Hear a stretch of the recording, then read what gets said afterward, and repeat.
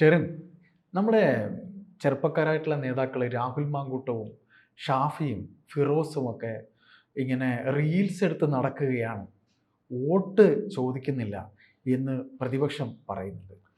എന്താ പറയാൻ? അങ്ങനെയല്ല കേട്ടോ. കാരണം കേരളത്തിൽ വലിയ ചെറുപ്പക്കാരുടെ ഇടയിലും മുതിർന്ന ആളുകളുടെ ഇടയിലും വലിയ താരപരിവേഷം തന്നെയുള്ള നേതാക്കളാണ്. കോൺഗ്രസിൻ്റെയും യു ഡി എഫിൻ്റെയും ഒക്കെ ഭാവി പ്രതീക്ഷകൾ തന്നെയാണ് ഈ നേതാക്കളെല്ലാവരും. നമ്മൾ മനസ്സിലാക്കേണ്ടത്, വടകര പോലൊരു മണ്ഡലത്തിൽ ചെന്ന് സി പി എമ്മിന് ഇത്രയും എഡ്ജുള്ള, അത് കേരളത്തിൽ തന്നെ സി പി എമ്മിന് അവതരിപ്പിക്കാൻ കഴിയുന്ന ഏറ്റവും മികച്ച സ്ഥാനാർത്ഥിയെ തന്നെ തൂത്തുവാരി തോൽപ്പിച്ച ആളാണ് ഷാഫി. അതെ, ശൈലജ ടീച്ചറെ, ഷാഫി പറമ്പിൽ. അപ്പോൾ ഷാഫി പറമ്പിൽ BJP അവരുടെ അക്കൗണ്ട് തുറക്കും എന്ന് 100% ഉറപ്പിച്ചിരുന്ന പാലക്കാട് മണ്ഡലത്തിൽ മെട്രോമാനെ അവസാന ലാപ്പിൽ തോപ്പിച്ച് കേരളത്തെ വീണ്ടെടുത്ത ചെറുപ്പക്കാരനാണ് ഷാഫി പറമ്പിൽ.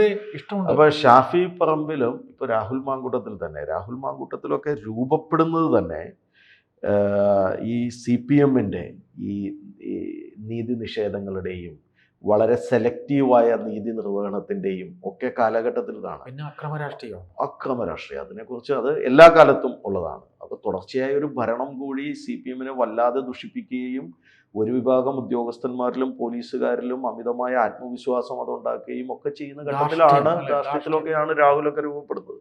അതുകൊണ്ടല്ലേ ഒരു പുലർച്ചയിൽ രാഹുലിനെ വസ്ത്രം മാറാൻ പോലും അനുവദിക്കാതെ പോലീസ് വീട്ടിൽ നിന്ന് അറസ്റ്റ് ചെയ്തുകൊണ്ട് പോകുന്ന ഒരു ചരിത്രം ഒരു സമീപകാല കേരളത്തിൽ. അതൊക്കെ ഈ ഭരണത്തിന്റെ പരാജയമാണെന്ന് പാർട്ടിക്കാരുള്ളവർ തന്നെ പറയാം. അതെന്താന്ന് വെച്ചാൽ ഏകാധിപത്യ സ്വഭാവം പുലർത്തുന്ന പിണറായി വിജയൻ വളരെ ഭീരുവാണ്. അദ്ദേഹം വിചാരിക്കുന്നത് ഇത്തരം പ്രവർത്തനങ്ങൾ പ്രതിപക്ഷ പ്രവർത്തനങ്ങളെയും അദ്ദേഹത്തെ എതിർക്കുന്ന ആളുകളെയും ഒക്കെ നിശബ്ദമാക്കുന്നതാണ്. അത് തെറ്റാണ്. അത് എത്രത്തോളം എതിർക്കുന്നോ അതിന്റെ ശക്തി ഇരട്ടിയായി എന്ന് പറയാൻ പറ്റില്ല. അദ്ദേഹത്തിന് എല്ലാ കാര്യങ്ങളിലും അദ്ദേഹത്തിൻ്റെതായ തീരുമാനങ്ങളും നിലപാടുകളും ഒക്കെ ഉള്ള ആളുകളാണ്. പക്ഷെ അദ്ദേഹം ഈ പറഞ്ഞതുപോലെ അത് ഓൺ ചെയ്യില്ല എന്ന് മാത്രം. അത് ശിവശങ്കരനെയും ഓൺ ചെയ്യില്ല, സ്വപ്ന സുരേഷിനെയും ഓൺ ചെയ്യില്ല. നാളുകളിൽ PM മനോജിന് ഒരു പ്രശ്നം പറ്റിയാൽ PM മനോജിനെ ഓൺ ചെയ്യില്ല, ആരെയും ഓൺ ചെയ്യില്ല നാളുകളിൽ. പക്ഷേ ഈ സാധ്യതകളെല്ലാം അദ്ദേഹം അതാത് സമയം ഉപയോഗിക്കും, അത്രയേ ഉള്ളൂ. അപ്പോൾ രാഹുലിൻ്റെ ഒക്കെ കൂടെ ചെറുപ്പക്കാരുണ്ട് കേരളത്തിൽ. മുതിർന്ന ആളുകൾക്ക് പോലും വലിയ സ്നേഹമാണ്. കാരണം ആളുകൾ പറയാൻ ആഗ്രഹിക്കുന്ന കാര്യങ്ങൾ ചാനലുകളിലും മാധ്യമങ്ങളിലും ഒക്കെ വന്നിരുന്ന് മുഖത്ത് നോക്കി നിയമസഭയിൽ പറയുന്നു. അതിനപ്പുറം തന്റെ ഇടം കൂടുതലല്ലേ? തൻ്റെ ഇടം കൂടുതലെന്നല്ല, അത് അവര് ആ രൂപപ്പെട്ടതിന്റെ ഒരു പ്രശ്നം. ഒരു സോഫ്റ്റ് സ്പേസിലല്ല അവർ രൂപപ്പെടുന്നത്. ബോഡി ലാംഗ്വേജ് അങ്ങനെ അല്ല. പിന്നെ രാഹുൽ മാങ്കൂട്ടത്തിൽ KPCCയുടെ പ്രസിഡന്റ് അല്ല, യൂത്ത് കോൺഗ്രസിന്റെ പ്രസിഡന്റാണ്. നല്ല യുവരക്തം ഒഴുകേണ്ട, എന്തിനോടും കലാപം ചെയ്യേണ്ട, പ്രതിഷേധിക്കേണ്ട, പൊട്ടിത്തെറിക്കേണ്ട ഒരു സമയത്താണ് രാഹുൽ നിൽക്കുന്നത്. ഒരിക്കലുമല്ല. കാരണം ഇപ്പോ കഴിഞ്ഞ ദിവസം തന്നെ അവിടെ ഉണ്ടായ പോലീസ് പരിശോധനയെ സംബന്ധിച്ച്, കാരണം ഇത് ഒരു വിഭാഗം ആളുകൾക്കേ ഉള്ളതേ. ഇന്നലെ ഇത് ബാലൻസ് ചെയ്യാൻ വേണ്ടി അബ്ദുറഹ്മാൻ മന്ത്രിയുടെ വണ്ടിയും പരിശോധിച്ചു എന്നൊക്കെ വാർത്ത പോലീസ് പരിശോധനയിൽ ഒരു കാരണം നമ്മൾ എത്രയോ തെരഞ്ഞെടുപ്പുകളും ഉപതെരഞ്ഞെടുപ്പുകളും നേരിടുന്നതാണ്. പ്രത്യേകിച്ച് ഈ എറണാകുളം ജില്ലയിലൊക്കെ പല സ്ഥാനാർത്ഥികളുടെയും തെരഞ്ഞെടുപ്പ് പ്രചരണങ്ങളുടെ ഉത്തരവാദിത്വം ഏറ്റെടുക്കേണ്ടി വരുന്ന ഒരാളാണ് ഞാൻ. അപ്പോൾ എൻ്റെയൊക്കെ വാഹനം നിർത്തി നോക്കുമ്പോൾ തന്നെ അതിൻ്റെ അകത്ത് പോസ്റ്ററുകൾ, നോട്ടീസിൻ്റെ കോപ്പികൾ, പോസ്റ്റർ പ്രിൻ്റ് ചെയ്യുന്നതിന് മുമ്പുള്ള ഡിജിറ്റൽ പ്രിൻ്റ് ഔട്ടുകൾ ഒക്കെ ഒറ്റ നോട്ടത്തിൽ ഇവർ കാണും. ഇപ്പോൾ തെരഞ്ഞെടുപ്പ് കമ്മീഷൻ്റെ ഉദ്യോഗസ്ഥന്മാർ, ക്യാമറ ഓൺ ചെയ്ത് വെക്കുന്ന ക്യാമറമാന്മാർ, പോലീസ്, ഇത് കാണുമ്പോൾ തന്നെ അവർക്കറിയാം ഇത് തെരഞ്ഞെടുപ്പുമായി ബന്ധപ്പെട്ട പ്രവർത്തനങ്ങളിലുള്ള ഒരാളാണ്. അപ്പോൾ നമ്മുടെയൊക്കെ വാഹനങ്ങളിലും പരിശോധന അല്പം കൂടുതലായിരിക്കും. ഇവിടെ സംഭവിച്ചത് ഒരു MP-യും MLA-യും വരുന്നൊരു വാഹനം പരിശോധിക്കുന്നതിൽ ഒരു തെറ്റുമില്ല. ഷാഫി പറമ്പിലും അത് തന്നെ പറയുന്നുണ്ട്, ഒരു തെറ്റുമില്ല.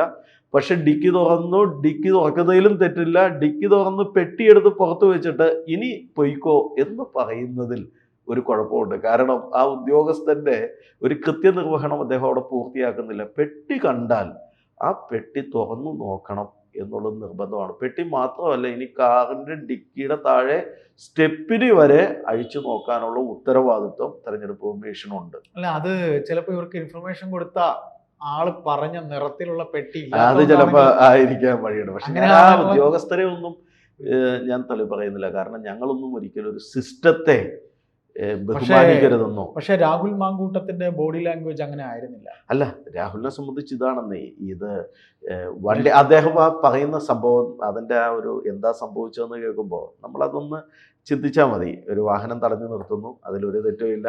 ആ വാഹനം ഒരു MP ഓടിക്കുന്നു, ഇപ്പുറത്തൊരു MLA ഇരിക്കുന്നു, അതിൽ തെറ്റില്ല.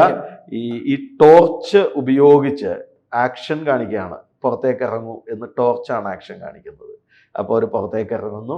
പുറത്തേക്ക് ഇറങ്ങുമ്പോൾ ഡിക്കി തുറക്കാൻ പറയുന്നു, തുറക്കുന്നു.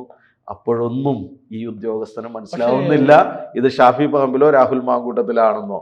പെട്ടി കാണുന്നു. പെട്ടി കണ്ടു കഴിഞ്ഞപ്പോൾ ഇപ്പോഴാണ് നിങ്ങളെ മനസ്സിലായത്, പൊയ്ക്കോളൂ എന്ന് പറയുന്നു. ഉടനെ അവർ പറയുന്നു അങ്ങനെയല്ല, ആ പെട്ടി കൂടി തുറന്നു നോക്കിയിട്ട് പോയാൽ മതി എന്ന് പറയുന്നു. അവിടെ നിന്നാണ് ആ കോൺഫ്ലിക്റ്റ് ഉണ്ടാകുന്നത്. ഒരു തർക്കം ഉണ്ടായിക്കഴിഞ്ഞാൽ നമുക്കൊരു ചെറിയ ഒരു വളരെ സെലക്റ്റീവായ ഒരു നീതിയാണ് നമ്മളിലേക്ക് നടപ്പാക്കപ്പെടുന്നത് എന്നുള്ളൊരു തോന്നലുണ്ടായാൽ പിന്നീട് ആ പെരുമാറ്റങ്ങളൊക്കെ വൈകാരികമാവും. അതുകൊണ്ട് ചോദിക്കാനുള്ളത്, ഞാൻ ഇടയ്ക്ക് കയറുന്നതല്ല, എനിക്കതിൽ ചോദിക്കാനുള്ളത്, ഈ പറയുന്ന നിങ്ങളുടെ നേതാവ്, അഖിലേന്ത്യാ നേതാവ് രാഹുൽ ഗാന്ധിയെയും മല്ലികാർജുൻ ഖാർഗെയെയും എന്തിനു പറയുന്ന അമിത്ഷായെയും പ്രധാനമന്ത്രിയെയും ഒക്കെ തെരഞ്ഞെടുപ്പ് പ്രഖ്യാപിക്കപ്പെട്ടതിന് ശേഷം പ്രധാനമന്ത്രി നരേന്ദ്രമോദിയെയും ഒക്കെ ഡൽഹിയിലും അല്ലാതെയും നമ്മുടെ ഇതര സംസ്ഥാനങ്ങളിൽ വെച്ച് ഇത്തരത്തിൽ തെരഞ്ഞെടുപ്പിന് ആ പോലീസ് ഉദ്യോഗസ്ഥർ പരിശോധിച്ചിട്ടുണ്ട്. തീർച്ചയായിട്ടും. മാത്രമാണ് പോലീസ് എന്ന് പറഞ്ഞപ്പോൾ ഈ സാക്ഷാൽ ഇന്ദിരാഗാന്ധിയെ പോലീസ് അറസ്റ്റ് ചെയ്തുകൊണ്ട് പോവുകയും ഒരു റെയിൽവേ ക്രോസിൽ ഇറങ്ങി നിന്ന് ഒരു കലിങ്കിന്റെ മുകളിലിരിക്കുന്ന ഇന്ദിരാഗാന്ധിയുടെ ചിത്രമൊക്കെ അന്ന് എത്രയോ പ്രശസ്തമായതാണ്. അല്ല ശരി, ഇതിനകത്ത് നമ്മൾ മനസ്സിലാക്കാനുള്ള കാര്യം തെരഞ്ഞെടുപ്പാണ്. തെരഞ്ഞെടുപ്പ് കമ്മീഷൻ TN ശേഷൻ എന്ന ഉദ്യോഗസ്ഥൻ അങ്ങനെ ആക്കിയതിനു ശേഷമാണ് എന്തൊക്കെ കാര്യങ്ങൾ ഇതിനകത്ത് തെരഞ്ഞെടുപ്പ് കമ്മീഷൻ ആ സമയത്ത് ഇംപ്ലിമെന്റ് ചെയ്യാൻ കഴിയുമെന്ന് അറിയുന്നത്. തെരഞ്ഞെടുപ്പ് കമ്മീഷനൊക്കെ ഒരുപാട് പുറകോട്ട് പോവുകയും ഒരു ഭരണഘടനാ സ്ഥാപനം എന്നുള്ള നിലയിൽ അതിന്റെ വിശ്വാസ്യതയൊക്കെ വലിയ രീതിയിൽ ചോദ്യം ചെയ്യപ്പെട്ടുകൊണ്ടിരിക്കുന്നു. പ്രത്യേകിച്ച് മഹാരാഷ്ട്ര തെരഞ്ഞെടുപ്പൊക്കെ ആയിട്ട് ബന്ധപ്പെട്ട് നമുക്ക് വളരെ കൃത്യമായി നമുക്കറിയാം. ഇത് ഈ പറയുന്ന മെഷീന്റെ കാര്യം മുതൽ തന്നെ നമുക്ക് മെഷീന്റെ കാര്യത്തിൽ മാത്രമല്ല, ഇപ്പൊ മഹാരാഷ്ട്രയിൽ എന്താണ് സംഭവിച്ചത്?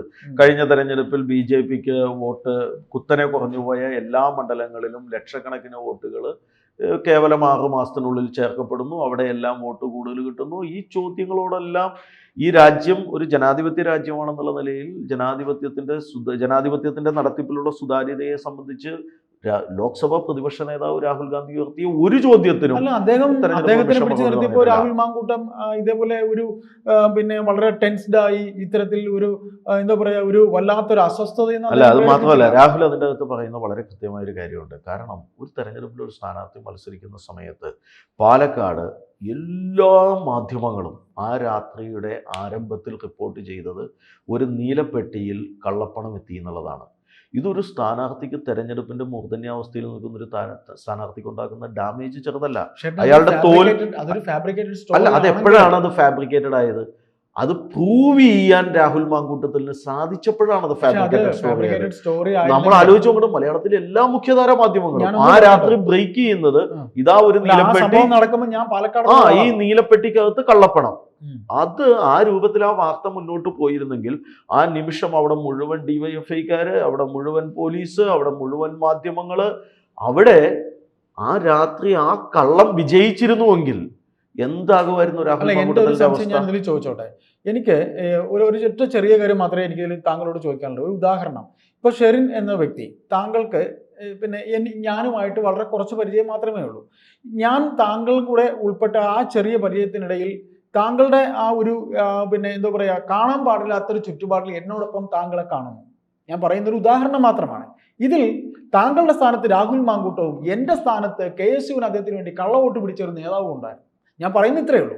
ഇത് പറയുമ്പോൾ നിങ്ങളുടെ പാർട്ടിയിൽ നിന്ന് തന്നെ, അതായത് KSUവിൽ നിന്നോ അല്ലെങ്കിൽ യൂത്ത് കോൺഗ്രസിൽ നിന്നോ ഒരാളോ അല്ലെങ്കിൽ മറ്റാരെങ്കിലുമോ ചോർത്തിക്കൊടുത്തതാകാൻ കഴിയില്ലേ ഈ നീലപ്പെട്ടി എന്ന ഒരു ചോദ്യം. കാര്യം ഞാൻ എൻ്റെ ഉദാഹരണം നിങ്ങളുടെ ഉദാഹരണം പറഞ്ഞ ഞാൻ കളങ്കിത വ്യക്തിത്വത്തിൻ്റെ ഉടമയും താങ്കൾ അതൊന്നും പെടാത്ത ഒരാളും ഞങ്ങൾ തമ്മിൽ പക്ഷെ സൗഹൃദമുണ്ട്. ഈ സൗഹൃദത്തിൽ കാണാൻ പറ്റില്ലാത്തൊരു സാഹചര്യത്തിൽ കണ്ടാൽ അത്തരത്തിലൊരു കഥ ചിത്രീകരിച്ചാൽ തെറ്റുണ്ടോ? അല്ല, ഇതിനകത്ത് യൂത്ത് കോൺഗ്രസിൻ്റെ അകത്തെ പാർട്ടിക്കകത്തെ ഒരു ഇൻറ്റേർണൽ പ്രോസസ്സിൻ്റെ അകത്ത് ഉണ്ടായ ഒരു തർക്കത്തിൻ്റെ അടിസ്ഥാനത്തിലാണ് താങ്കളിപ്പോൾ കള്ള വോട്ട് എന്നുള്ള ഒരു വാക്ക് ഉപയോഗിച്ചത്. ഈ ജോയി ഒക്കെ മത്സരിച്ച ജോയി ആ ജോയി വൈസ് പ്രസിഡന്റ് ആയിരുന്നു. ആ ഇപ്പൊ ഈ അല്ലെ നിലമ്പൂര് ജോയി വൈസ് പ്രസിഡന്റ് എനിക്ക് കൃത്യമായി എനിക്കറിയില്ല, എനിക്കും അത് ഓർമ്മയില്ല. KSU ആയതുകൊണ്ട് അത് പാർട്ടിക്കകത്ത് internal പ്രശ്നം. ഇന്റേണൽ ആയിട്ടുണ്ട്, അല്ലാതെ അതൊരു കള്ള വോട്ടോ ഈ നാട്ടിലെ ഇലക്ഷൻ കമ്മീഷനുമായി ബന്ധപ്പെട്ട കാര്യമൊന്നുമല്ല. അതായത് അങ്ങോട്ടും ഇങ്ങോട്ടും ഒക്കെ പാർട്ടിക്കകത്ത് നടന്നൊരു തെരഞ്ഞെടുപ്പില് ആരോപണ ഒരു അല്ല, അതൊന്നും പ്രൂവ് ചെയ്യപ്പെട്ടില്ല. അങ്ങനെ ഒരു വ്യാജ ഐഡന്റിറ്റി ഉണ്ടാക്കിയെങ്കിൽ 9 വർഷമായി പിണറായി സർക്കാരാ കേരളത്തിൽ. പിണറായി വിജയൻ രാത്രി പുലർച്ചെ 4 മണിക്ക് രാഹുൽ മാങ്കൂട്ടത്തിലിനെ പിടിച്ചുകൊണ്ട് പോയിട്ടുണ്ട്. ഇത്രയും ഗുരുതരമായ ഒരു തെറ്റ് രാഹുൽ ചെയ്തിട്ടുണ്ടെങ്കിൽ എപ്പോഴേ രാഹുൽ മാങ്കൂട്ടത്തിലെ കേരളത്തിലെ പോലീസ് പിടിച്ചത്? ഇതൊക്കെ അല്ല, ഒത്തുകളി എന്നുള്ളതല്ല. അപ്പൊ മറ്റേതൊത്തുകളി അന്ന് ഒത്തുകളിക്കാമായിരുന്നില്ലേ? അന്ന് ഒത്തുകളിക്കാതെ ആശാൻ ഈ പറയുന്ന പോലെ വാളുകൾക്കിടയിലൂടെ നടന്നേ ഉള്ളൂ, മുള്ളുമായിരിക്കും. അത് വേറെ പറഞ്ഞോളൂ, നമുക്ക് സംസാരം അവസാനിപ്പിക്കണം. അല്ല, അത് ഈ വാളുകൾക്കിടയിലൂടെ നടന്നു എന്നൊക്കെ പറയുമ്പോൾ എഴുതി കൊടുക്കാത്ത സ്ക്രിപ്റ്റ് പിണറായി വിജയൻ കഴിഞ്ഞ കുറേ കാലത്തിനുള്ളിൽ ഒരു തവണ മാത്രമേ പറഞ്ഞിട്ടുള്ളൂ എന്നാണ് എൻ്റെ വിശ്വാസം. അത് കെ സുധാകരന് കൊടുത്ത മറുപടിയിലാണ്. അവിടെയാണ് ഞാനൊരു പ്രത്യേകതര ആക്ഷൻ എടുത്തുവെന്നും ഒരു അലർച്ചയിൽ ഭയപ്പെട്ടു പോയി എന്നൊക്കെ പറയുന്നത്. ഞാനൊരിക്കൽ ശ്രീ കെ സുധാകരനോട് ഇതിനെക്കുറിച്ച് ചോദിച്ചിട്ടുണ്ട്. അപ്പോൾ അദ്ദേഹം എന്നോട് പറഞ്ഞത്, KPCCയുടെ സമരാഗ്നി ജാഥ കാസർഗോഡ് നിന്ന് വരുന്ന വഴിക്കാണ്. മുഴുവൻ സമയവും അദ്ദേഹത്തോടൊപ്പം ഉണ്ടായിരുന്നു. അപ്പോൾ അദ്ദേഹം എന്നോട് പറഞ്ഞത് അദ്ദേഹത്തിന് ഇന്നും നല്ല ഓർമ്മയാണ് ആ ദിവസം. അപ്പോൾ അന്ന് ഈ ഒരു സമരം SFI നടത്തുകയാണ്. ബ്രണ്ണൻ കോളേജിലെ SFI നേതാവ് AK ബാലനാണ്. പിണറായി വിജയൻ പ്രൈവറ്റായി പഠിക്കുന്ന പിണറായി വിജയന്റെ പരീക്ഷാ കേന്ദ്രമായിരുന്നു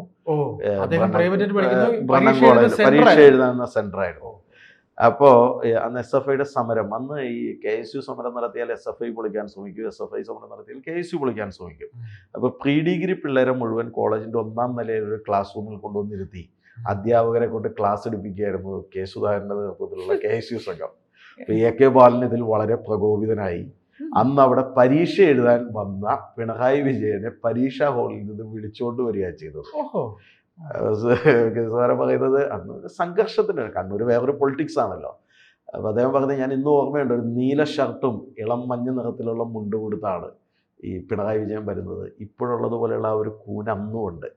അപ്പോൾ അദ്ദേഹം പറഞ്ഞാൽ ഞാനിങ്ങനെ 1ാം നിലയിൽ നിൽക്കുകയാണ്. അപ്പോൾ ഇങ്ങനെ ആക്രമിക്കാനായി ഒരു സംഘം ഇങ്ങനെ കയറി വരികയാണ്.